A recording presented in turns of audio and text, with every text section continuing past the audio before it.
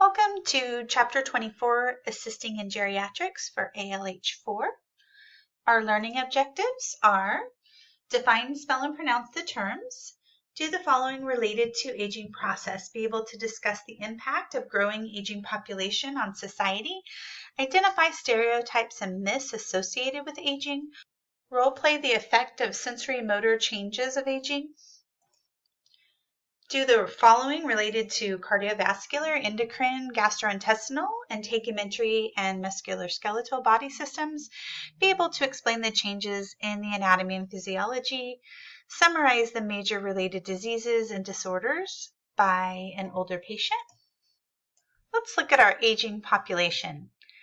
By the year 2030, almost 1 of every 5 Americans, that's about 72 million people, will be 65 or older. Fastest growing segment of U.S. population are those age 85 and older, and most older people have at least one chronic medical condition. There is an increased need for health services for older people. There are stereotypes and myths about aging, and it's important to make sure that we address this so that we don't get caught up in believing them and that we are able to serve our patient better.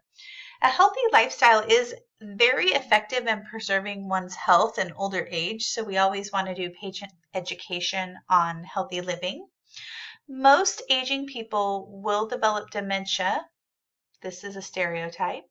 Disease is normal and unavoidable part of the aging process. This is also a myth and stereotype. Older workers are less productive than younger ones. Again, this is a myth and stereotype.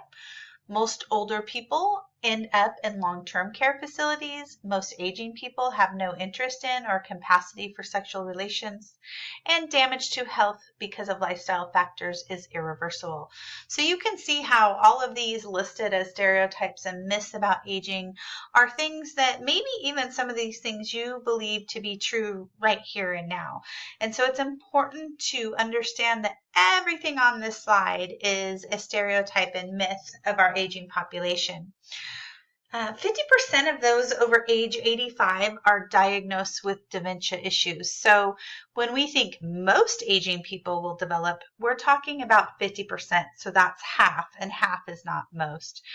Procedure 24-1 describes role-playing with an older adult to better understand their sensory motor changes of aging, and you're going to be doing a cue card this week on that and demonstrating that in class.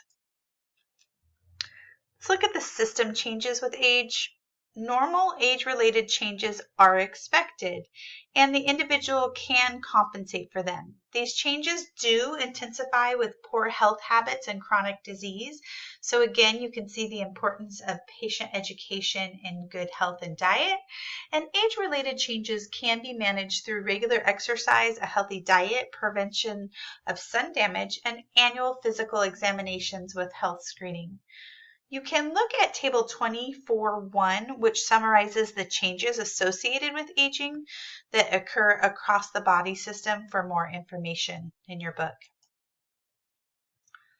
Let's look at geriatrics and the cardiovascular system.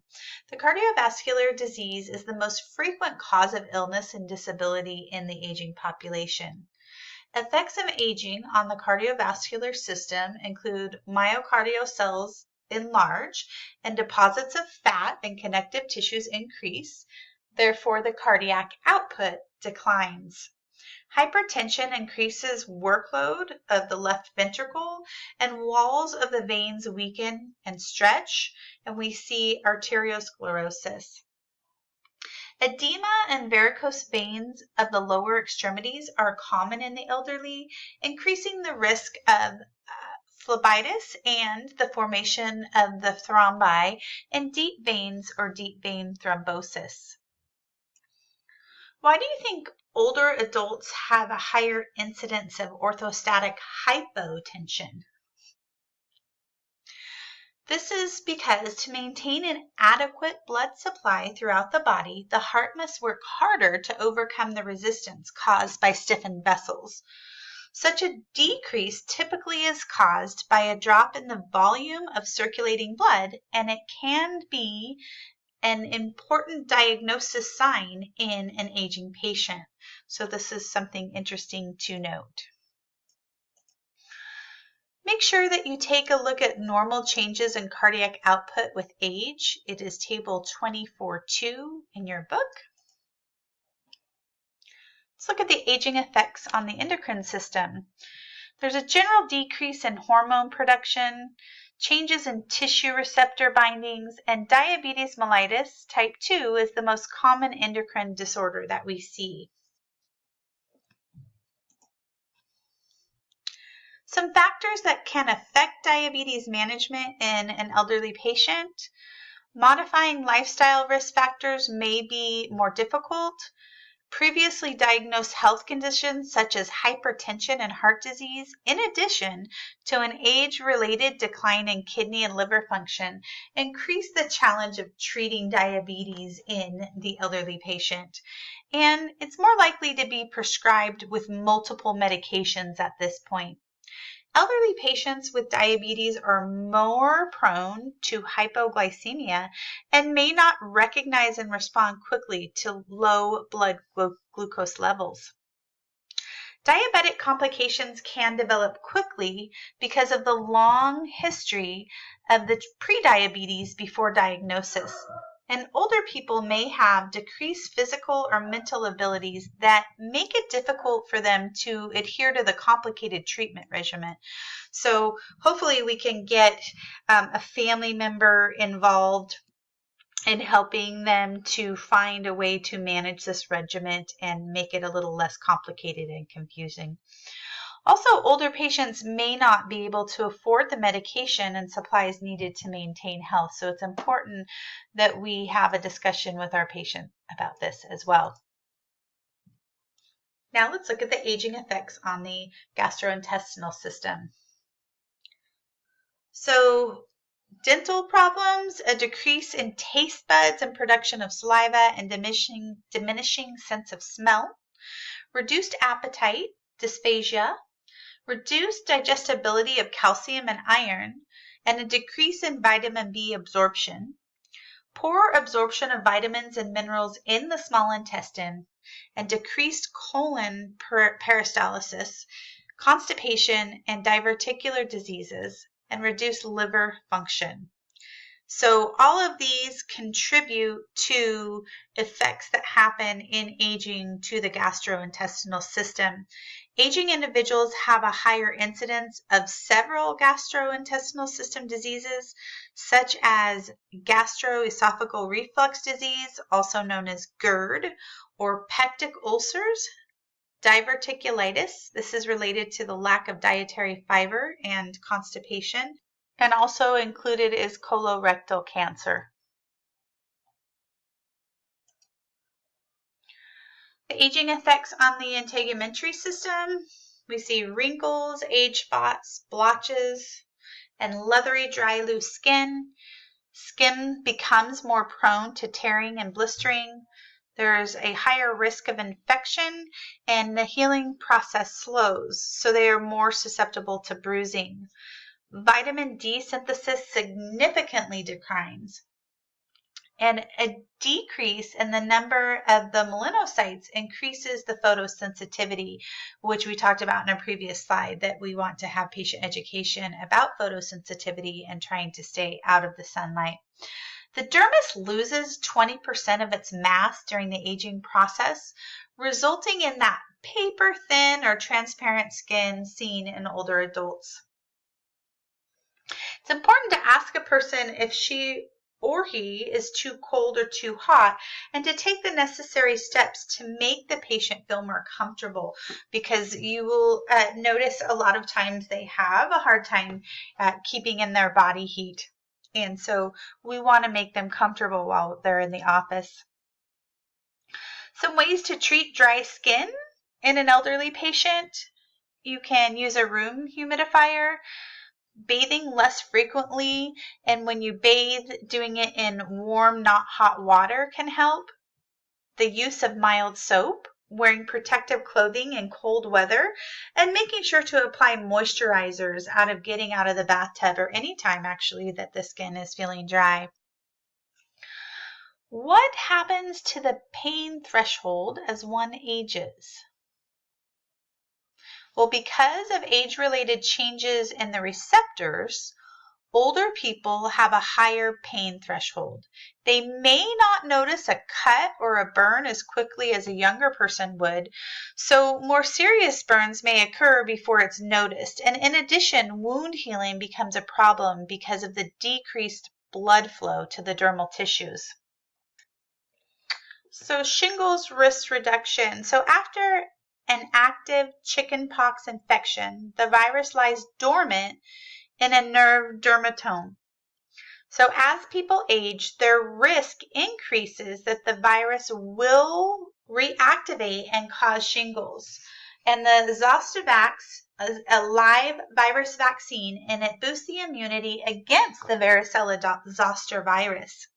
Studies have shown that the vaccine reduces the number of shingles caused by about 51% in all individuals over the age of 60, but it's most effective in those aged 60 to 69. Some aging effects on the musculoskeletal system: there's cartilage loss and degeneration. Joint range of motion decreases. There's a breakdown in the joint and the intervertebral spaces, and decrease in strength and speed of muscle contractions related to their activity level. So how does exercise affect muscular changes due to aging? Muscular changes in the aging patient are directly related to the individual's activity level. So research shows that the musculoskeletal disease is not an inevitable result of the aging process. However, 40 to 50% of women over the age of 50 have a serious problem with the bone demineralization. Here are some suggestions for helping the older adult with mobility, dexterity, and balance. Use an assistive device. Assist with gripping devices as needed. Slow down the time for task completion. And this is important. If you notice out just in society, we're always in a rush. And I notice all of the time when we are even at the grocery store, I'll notice maybe a family member with an elderly patient, just rushing them and trying to make them move, and they're unsteady and uncomfortable. And a lot of times their elderly person they're with looks terrified and stressed and exhausted. So it's important to make sure when we're working with an elderly person that we make sure to slow down the time for the task that needs to be completed.